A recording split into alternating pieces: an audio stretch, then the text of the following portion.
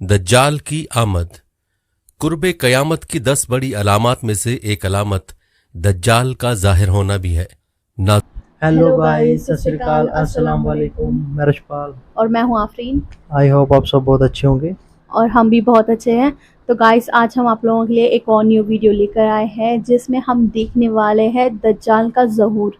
दज्जाल कब और कहाँ कैसे आएगा।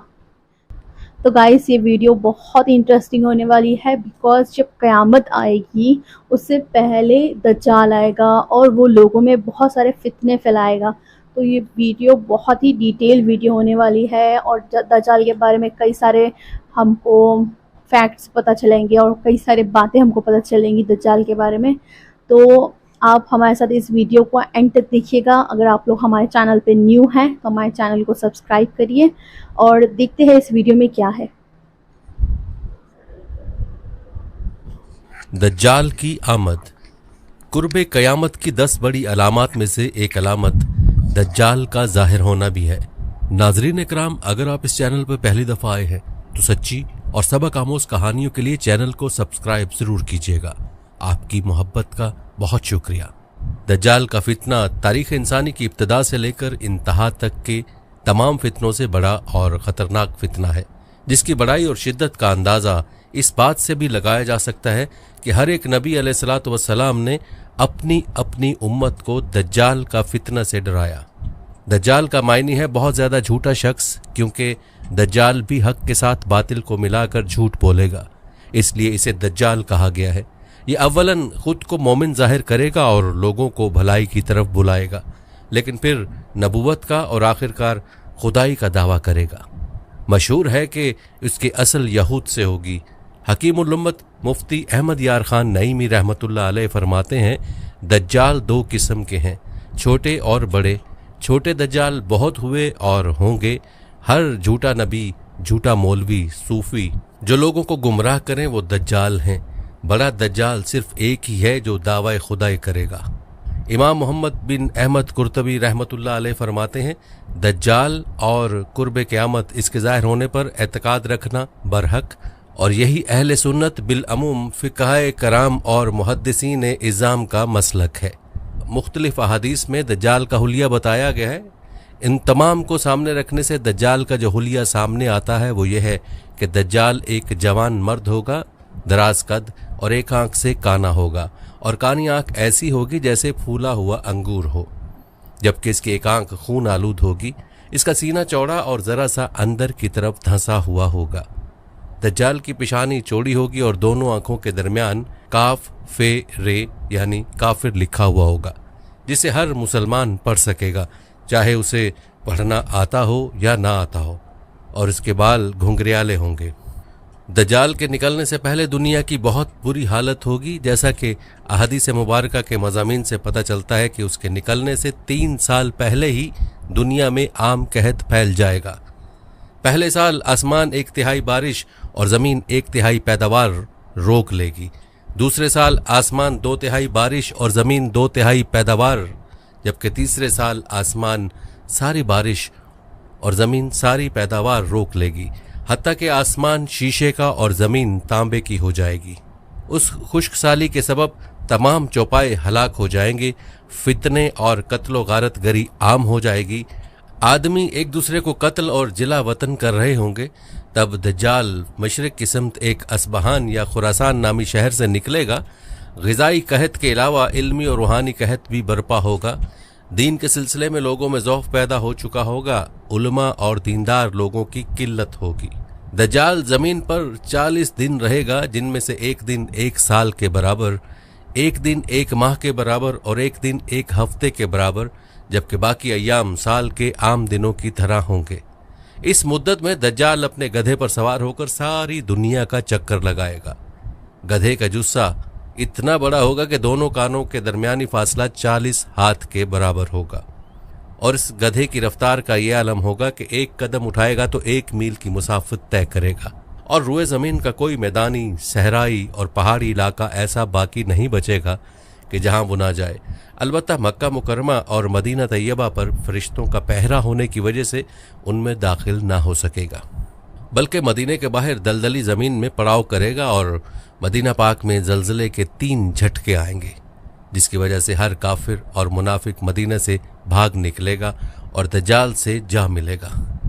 उस रोज़ मदीना पाक हर मुनाफिक और फासिक मर्द और औरत से खालिस व पाक हो जाएगा। इसीलिए उस दिन का नाम योमुल खल्लास भी है और बाज़ रिवायत के मुताबिक बैतुल मुक़द्दस और कोह तूर पर भी नहीं जा सकेगा। दज्जाल तरह तरह के शोबतों के ज़रिए लोगों का ईमान बर्बाद करने की कोशिश करेगा। हदीस मुबारका में है कि दज्जाल के साथ रोटियों के पहाड़ होंगे। दज्जाल के पैरोकारों के अलावा बाकी लोग सख्त तकलीफ में होंगे। उसके साथ 2 नहरें होंगी, जिनमें से एक को जन्नत और दूसरी को दोज़ख कहेगा। दर हकीकत जिसे वो जन्नत का नाम देगा वो दोज़ख, और जिसे वो दोज़ख का नाम देगा वो जन्नत होगी। उसके कहने पर आसमान से बारिश बरसेगी और लोगों के सामने वो एक शख्स को कत्ल करके फिर जिंदा कर देगा। दज्जाल के फितनों की वजह से अहले ईमान सख्त परेशानी और तंगी के आलम में भाग कर दुखान नामी एक पहाड़ में पनाह लिए हुए होंगे, लेकिन दज्जाल उनका पीछा करके पहाड़ का घेरा कर लेगा। अहले ईमान सख्त भूख और तकलीफ में मुब्तला होंगे।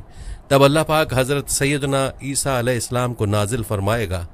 हज़रत सैयदना ईसा अलैहिस्सलाम को देखते ही दज्जाल ऐसे खुलेगा जैसे पानी में नमक घुलता है, और आप अलैहिस्सलाम दज्जाल को मकाम लुत पर कत्ल करें और उसके पैरोकारों में से किसी एक को भी जिंदा न छोड़ेंगे।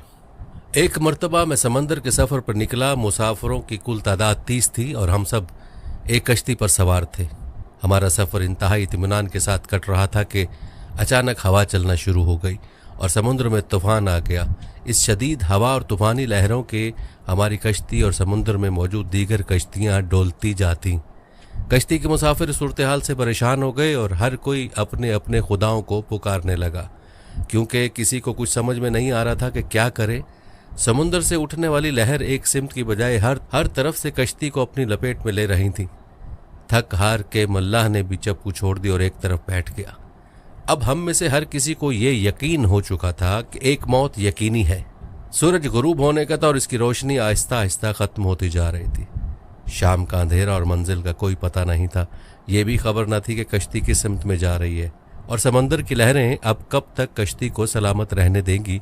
इस खौफ और राज की हालत में रात गुजर गई और सुबह की हल्की हल्की रोशनी फैलने से हर तरफ उजाला ही उजाला हो गया। कश्ती के रात भर हिचकोले खाने के बाद किसी को कुछ खबर न थी कि हम कहाँ पहुँच गए। फिर अगला दिन भी इसी कैफियत में गुजरा और फिर इसी तरह रात के बाद दिन और दिन के बाद रात आती गई और हमारी कश्ती को समंदर में फंसे हुए पूरे 30 दिन गुजर गए। फिर अचानक 30 दिनों के इस सूरत हाल के बाद भूल भटके मुसाफिरों को दूर से ऐसा नजर आया जैसे दरख्त समंदर में खड़े हों। 30 दिन से मुसीबत में फंसे हुए मुसाफिरों को यह मनाजर देखकर उम्मीद की कुछ नजर आई और मल्लाह ने जल्द से जल्द वहां पहुंचने के लिए पूरी कुव्वत के साथ चप्पू चलाना शुरू कर दिए और कश्ती को तेजी के साथ उन दरख्तों की तरफ ले जाने लगा। कश्ती में मौजूद मुसाफिर जिन्हें यकीन हो गया था अब मौत के सिवा कोई चीज़ नहीं, उनके चेहरे पर जिंदगी की उम्मीद नजर आने लगी। फिर कश्ती जूं जूं करीब होती गई दरख्त साफ नजर आने लगे। मुल्लाह पूरी कुव्वत से कश्ती चला रहा था कि सूरज गरूब होने से पहले पहले उन दरख्तों तक पहुंच जाए, ताकि कहीं ऐसा ना हो कि अंधेरा हो जाने के बायस हम उस आखिरी उम्मीद से भी हाथ धो बैठे। फिर कश्ती आहिस्ता आहिस्ता उन दरख्तों की तरफ बढ़ती रही और जब दरख्त करीब हुए तो सारे मुसाफिरों को ये जानकर खुशी हुई कि ये समंदर में वाक़ कोई जजीरा है। अभी तो सूरज मुकम्मल गरूब नहीं हुआ था कि कश्ती जजीरे के किनारे पहुंच गई। मुसाफिरों को इस जजीरे पर उतरे ज़्यादा देर नहीं गुजरी थी। दरख्तों के दरमियान में से एक अजीब व गरीब जानवर निकला। उस जानवर के पूरे जिस्म पर बाल थे और इस कदर लंबे और घने थे कि ये मालूम ही ना होता था कि जानवर का अगला हिस्सा कौन सा है और पिछला हिस्सा कौन सा। सारे मुसाफिर इस अजीब व गरीब जानवर को देखकर हैरान और परेशान हो गए, क्योंकि उनमें से किसी ने भी इससे पहले ऐसा जानवर देखा ही ना था। अब इस पुरस्रार जजीरे को देखकर सब परेशानी में मुब्तला हो गए कि ये क्या बला है। एक मुसाफिर ने दूसरे मुसाफिर से पूछा कि ये क्या चीज़ है। जानवर ने मुसाफिर की ये बात सुन ली और मुसाफिर के जवाब से पहले जानवर खुद बोला, मैं जासूस हूँ। जानवर के इंसानों की तरह गुफ्तगू करने से तमाम मुसाफिर मजीद परेशान हो गए, क्योंकि आज तक उन्होंने किसी जानवर को इंसानी जुबान में बोलते नहीं देखा था न सुना था। चुनाचे सब ये समझने लगे कि हो न हो ये कोई जिन है और हमारे सामने आ गया है। تمہاری جاسوسی کا مقصد کیا ہے اور تم کس کے لیے جاسوسی کرتے ہو؟ ایک مسافر نے ہمت کر کے اس سے پوچھا۔ میں جس کے لیے جاسوسی کرتا ہوں اسے تم سے ملنے کا بے حد شوق ہے، وہ تم سے باتیں کرنا چاہتا ہے، لہٰذا تم میرے ساتھ چلو۔ یہ سن کر تمام مسافر حیران پریشان چپ چاپ اس کے پیچھے ہو لیے۔ وہ عجیب و غریب جانور درختوں کے درمیان راستے سے ہوتا ایک پرانے محل کے سامنے جا کر کھڑا ہوا۔ محل کو چاروں طرف سے بلند و بالا درختوں نے گھیر رکھا تھا۔ مسافروں نے وہاں پہنچ کر پریشان نظروں سے اس کی طرف دیکھا اور پھر جانور کی طرف سوالیہ نظروں سے دیکھنے لگے۔ جانور پھر آگے چلا اور سب مسافروں کو ایک بڑے دروازے سے گزارتے ہوئے محل کے اندر لے گیا۔ محل کے اندر داخل ہوتے ہوئے سب نے دیکھا ایک بہت بڑا شخص زنجیروں میں جکڑا ہوا تھا اور رہائی کے لیے کوشش کر رہا تھا۔ ہم نے اس سے پہلے اتنے بڑے قداور اور اتنے زیادہ روب والا شخص کبھی نہیں دیکھا تھا۔ ایک مسافر نے ہمت کر کے پوچھا، تم کون ہو؟ میں کیا ہوں اور کون ہوں یہ تو تم جان ہی لوگے، پہلے یہ بتاؤ تم کون ہو؟ اس نے سوال کرنے والا مسافر سے پوچھا۔ ہم عرب قبائل لخم اور جذام کے لوگ ہیں، اور ساتھ ہی اس مسافر نے اپنے ساتھ بیتی اور یہاں تک پہنچنے کی ساری داستان بتا دی۔ اس قید میں جکڑے ہوئے شخص نے کہا، ذرا مجھے نخلستان بسان کے متعلق تو بتاؤ، اس کے متعلق کیا جاننا چاہتے ہو؟ ایک مسافر نے پوچھا۔ خبردار، ان قریب ان پر پھل لگنا بند ہو جائے گا، وہ قیدی غصیلے انداز میں بولا۔ پھر وہ مسافروں سے مخاطب ہوئے کہنے لگا، اچھا قبرستان کے دریاؤں کے متعلق تو بتاؤ۔ مسافروں نے کہا، دریا کے متعلق کیا پوچھنا چاہتے ہو؟ وہ بولا، اس میں پانی ہے؟ مسافروں نے کہا، ہاں اس میں پانی ہے۔ اس نے کہا، عنقریب اس کا پانی ختم ہو جائے گا۔ پھر وہ کہنے لگا کہ زغر کے چشمے کے متعلق تو بتاؤ، کیا پوچھنا چاہتے ہو؟ مسافروں نے کہا، یہی کہ اس چشمے میں پانی ہے کہ نہیں، اور اگر وہاں پانی ہے تو پھر وہاں کے لوگ چشمے کے پانی سے کھیتی باڑی کرتے ہیں؟ پھر وہ پوچھنے لگا، اچھا مجھے یہ بتاؤ کہ امیوں کے نبی محمد کے بارے میں تو بتاؤ۔ مسافروں نے جواب دیا، انہوں نے مکہ سے اپنی دعوت کا اعلان کیا اور اب وہ مکہ سے نکل کر یثرب میں موجود ہیں۔ کیا وہ عرب کے لوگوں کے ساتھ کوئی لڑائی لڑے؟ عربوں نے لڑائی میں ان کے ساتھ کیا سلوک کیا؟ قیدی نے پوچھا۔